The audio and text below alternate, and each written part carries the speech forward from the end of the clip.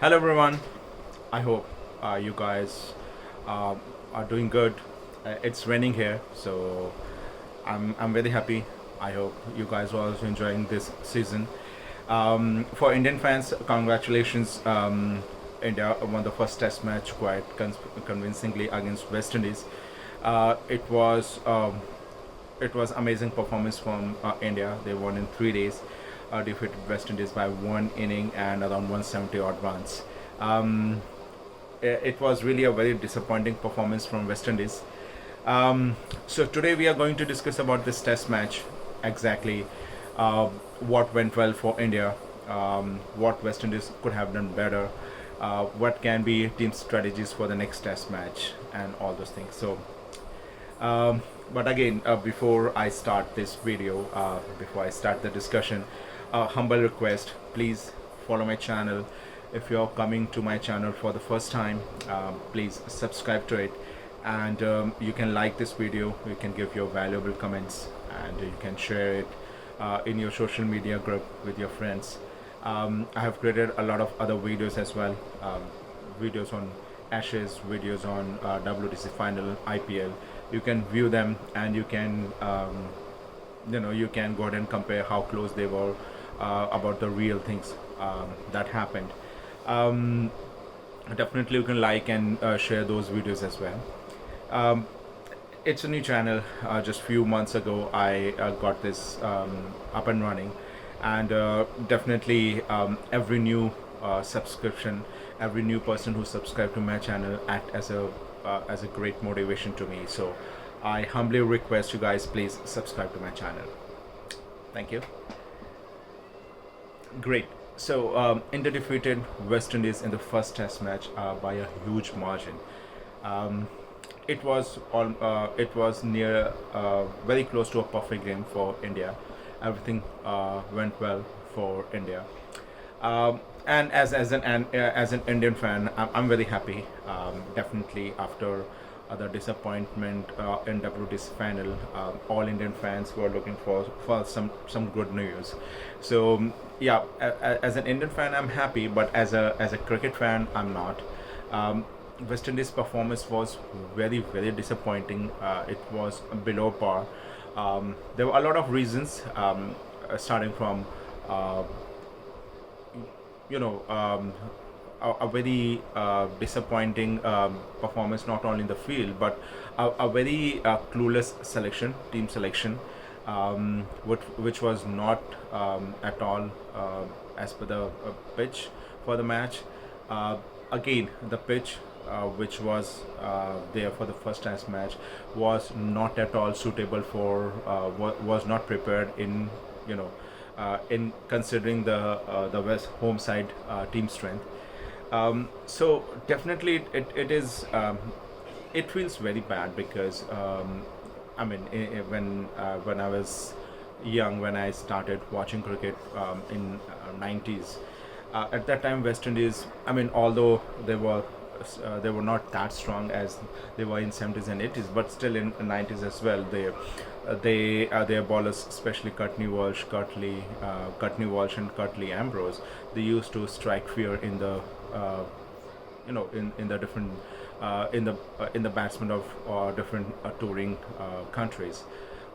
All two top players, they used to struggle against such a quality attack, and um, seeing such team catapulting in just 3 days is really shocking. Um, so yeah, we will start with what went wrong with West Indies, and then we will discuss about India's performance.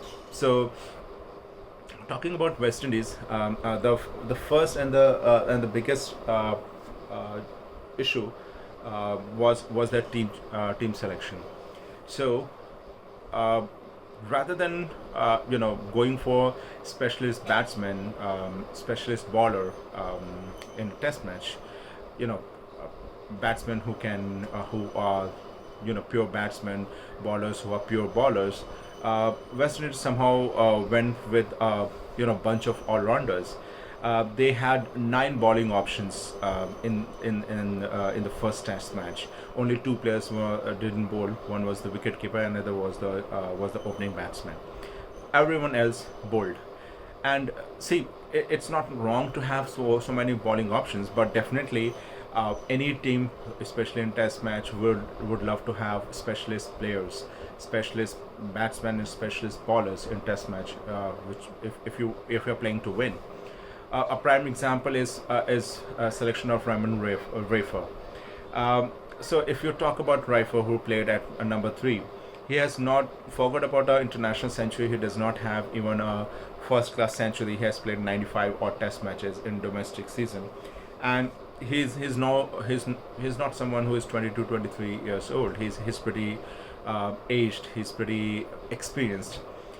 So you opted for that in place of Shai Hope, who is West Indies team's ODI captain. Any team would have went with Shai Hope, who has a decent Test match record and a good one-day record as well. Similarly, playing with you know I would have preferred playing Gabriel, who's again a very good bowler, good seam bowler. So they could have went with 3 seam bowlers and 2 spinners in Cornwall and Uwarikan, and Holder could have played as a all rounder. But they messed up with a lot of bowling options, a lot of batting options. It really didn't work for them. Um, Second thing, if you talk about pitch, so see, every Test match team, they want to maximize their home conditions. They want to prepare a pitch which should suit the strength of the home team. This is a WTC cycle, World Test Championship, and every team wants to maximize the home advantage. Somehow, West Indies team, they were clueless. If we compare Indian bowling, especially the seam bowling attack with West Indies seam attack, Indian bowling attack was very unexperienced. Only Siraj is a bowler who is experienced, and he can trouble batsmen on all the pitches. I mean, he could have troubled West Indies batsmen if it was a pace bowling wicket. Apart from that, Jayadev, Shardul Thakur, Mukesh Kumar, they are decent bowlers, but we cannot say whether they would have been so much effective. Compared to West Indies, they have Kemar Roach, Alzaz Joseph, Gabriel, Holder, who all are tall, fast bowlers, and they could have maximized the if the pitch would have bounced, if it was swinging, it could have worked in the favor of West Indies team. But somehow they decided to opt for a low, slow spin track. Although it starts spinning from third day, but yes, they played in Indian hands as Indian spinners. Indian spin attack was led by Ravichandran Ashwin and Jadeja, who are pretty destructive as a pair. So definitely it was a very crucial miss from West Indies' point of view. Third thing was, if you look at West Indies batsmen, especially in the first inning, they just threw their wicket. I mean, what was required was to grind. They won a very important toss. They could have grinded. They grinded for starting half an hour. Both openers Chandrabal and Bradford, they were playing decently well, but all hell broke when Ravichandran Ashwin came into the attack. They were not able to keep calm. They were not able to play him. Considering that it was first day pitch, it was not turning a lot. It was a big miss from West Indies team. Captain Brett White, Blackwell, Holder, that's Akenzie, the new player who made a good, decent debut. All of them, they threw their wicket after getting set up. Even if a couple of players would have stayed on the pitch and could have played a good inning, West Indies could have ended scoring 300, 50 odd runs in the first inning. And considering the forecast for the fifth day was not that good. It was forecasted that it's going to rain a lot. West Indies could have at least drawn that test match. But their batting approach was very bad. I mean, they were not ready to grind. They were not ready to play balls. They were not ready to, face the heat on the pitch. They all of them tried escape route, tried a glory shot and got out. It was like gifting wickets to Indians. Um, that was another very big factor.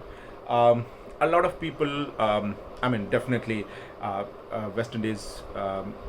It was first time West Indies didn't qualify for the World Cup, which is going to happen in India this year. And I have created a video on that as well. I got a very good response, so you can watch it. Uh, so most of the people think that it is the the T20 culture all across the globe which is destroying West Indies cricket. Well, to be very frank, if you look at a West Indies test team in last 7-8 years, you will hardly find any T20 stars of West Indies team playing in the test match. Russell, Narain, uh, Nicholas Puran. Um, you talk about all the players, whether it's Evan Lewis, Pollard, Gale, Bravo. They have not played Test match since last 6-7 years, even more than that. And but still, West Indies has performed decently well. I mean, they defeated England in when England came to West Indies. They defeated Pakistan. They were good against Bangladesh and other touring teams as well. They won series in Bangladesh as well. Um, so it's not that that T20 culture is impacting their test team. It was really a very bad game by West Indies. They need to work upon these points for the points on the second test match if they want to win and square the series, else it will be all gone for them. Talking about India, it was definitely a very good beginning considering that India in bowling attack was pretty unexperienced as far as the pace bowling is concerned, and they gave test cap to a couple of youngsters as well. So it was nearly a perfect game in bowling. I mean, Ravichandran Ashwin. I mean, this guy is a definitely we can call him a professor of spin. He is really amazing. He can take wicket in all kind of conditions. Believe me, in the first inning, the ball was not turning a lot. In fact, it was slow as well, low and slow as well, which means Ashwin, who does not bowl with a lot of pace, he was not troubling. He was not able to trouble batsmen with his deliveries, but he he backed with his tricks. He used his mind. He kept on trying his variations, and he got the wicket. Um, Definitely, without any doubt, India missed Ashwin in WTC cycle, but it's good that the Ravichandran Ashwin, he has just shrugged it off. He's not carrying that on his shoulders or on his back, and he performed exceedingly well. He performed very well in both the innings. Um, Jadeja bowled well as well. Siraj, he bowled well, although he just got a couple of wickets in the match, but he bowled very well. Uh, Other bowlers, I mean, Jaydev, Shardul Thakur, they were decent. Jaydev didn't get any wicket, but he was pretty economical. And Shardul Thakur, we all know he is golden arm, and he got some very crucial big breakthroughs in this test match as well. Batting wise, it was a dream debut for Yashaswi Jaiswal. He was very calm. He was very composed, considering that which was very low and slow. Outfield was very slow, and we all know that he is he's a power hitter. He loves to he's a stroke maker. He loves to play a lot of shots. So curbing your natural instincts and play such kind of innings is really amazing. It's really awesome, and I can see we have he has a great future ahead. Uh, yeah, definitely his he will be tested in future when India to South Africa in December, or for that matter when India will tour England in 2025, or in Australia in next year December. So those will be tough tours. It will be interesting to see how good he is outside the off stump, whether he is, whether he is good at that or not. Because as an opener, you need to be very sure of your off stump, and your game should be very very tight. But in this game, he didn't give any chance to West Indies bowlers, and West Indies bowlers were not able to take his wicket. He played an amazing inning. He got out at 176. Was pretty close to get a double century as well. But yeah, well played. Similarly, Rohit Sharma, again, he captained well and he batted as well. He batted very well as well.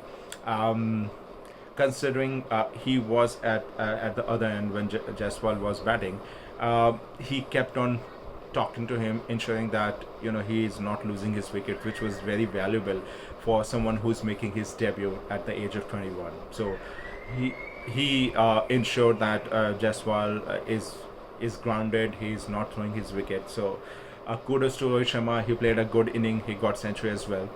Shubman Gill will be disappointed. Shubman Gill and Rahane will be disappointed in missing out against such an attack.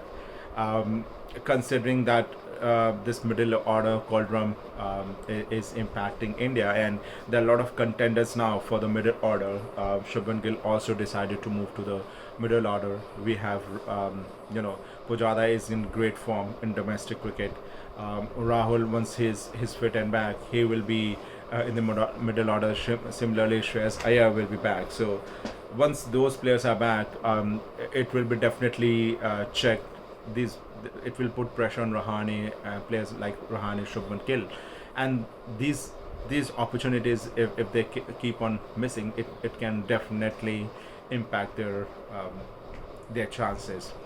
Virat Kohli played a very restricted knock, a knock which is pretty unfamiliar to his style of playing, but that was required on this pitch. He played very well, was looking set for another century, but he got a beautiful delivery from Cornwall. That delivery bounced, it turned to a great extent, and Kohli got out. But again, this kind of innings will give a lot of confidence to Virat Kohli, as he is trying to play just like he was playing few years ago. He had very disappointing 2021 and 22 in test matches, but this year it is pretty decent. So yeah, it was a amazing performance by India. They won in 3 days. Even the second test match, I don't think so they will face any difficulty in winning it. It will be interesting to see what changes West Indies are going to do. Are they really serious to win it, or it's just that they are doing formality and just playing the matches? That will be interesting to see. Definitely, as a fan, as a cricket fan, and world cricket need a performing West Indies team, a team which can give tough fight to top teams. Because if test match cricket is restricted between couple of teams, 3 or 4 teams, it's not going to it's not going to be good for the world cricket. We need at least 6-7 good teams who can compete with each other and can have good results, rather than waiting for India Australia series or Ashes to happen to see some good cricket. So I hope West Indies perform better in the second test match. That's all for today. Thank you for watching my video. Keep on watching and subscribe to my channel, and goodbye.